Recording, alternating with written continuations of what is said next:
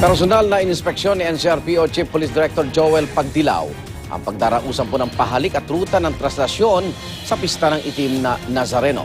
Aabot sa 3,000 pulis ang ipapakalat para tiyakin po ang seguridad ng mga deboto. Narito ang report ni Mav Gonzales.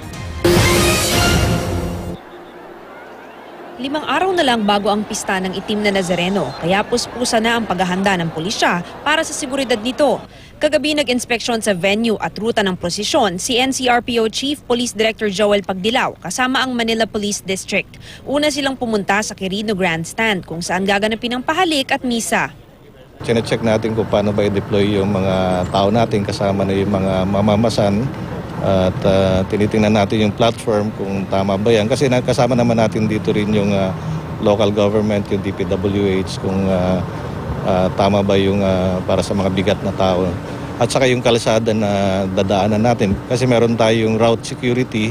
Pagkatapos, dinaanan ng ruta ng translasyon mula Quirino Grandstand, tumaan sa P. Burgos, Jones Bridge, Palangka Street, Muslim Town, Arlegui Street, Nepomuceno Street, Bilibid Viejo Street, De Guzman Street, Hidalgo Street at pabalik ng Quiapo Church. Ilang beses nahinto ang convoy ng pulisya dahil masikip ang daan.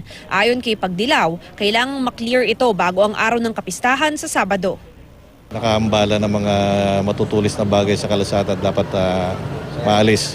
Yung mga sasakyan matanggal din doon sa darating na Sabado.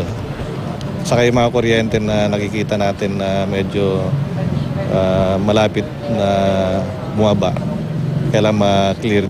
Hahatiin sa 10 segments ang 7 kilometrong ruta ng translasyon. Bawat segment lalagyan ng help desk na binubuo ng PNP, SWAT, EOD, K9, BFP at Emergency Response Team. Nasa 3,000 miyembro ng NCRPO at Armed Forces ang magbibigay seguridad sa pista. Bagamat walang natatanggap na banta sa seguridad ang pulisya, may panawagan pa rin ang pulisya sa mga nagbabalak sumama sa prosesyon. Huwag nang magdala ng bata. Yung may mga kapansanan nga, wag nang mag-participate na lumapit kasi nga talagang dagsa ang mga tao. Ito ang unang balita sa Maynila. Mav Gonzales reporting.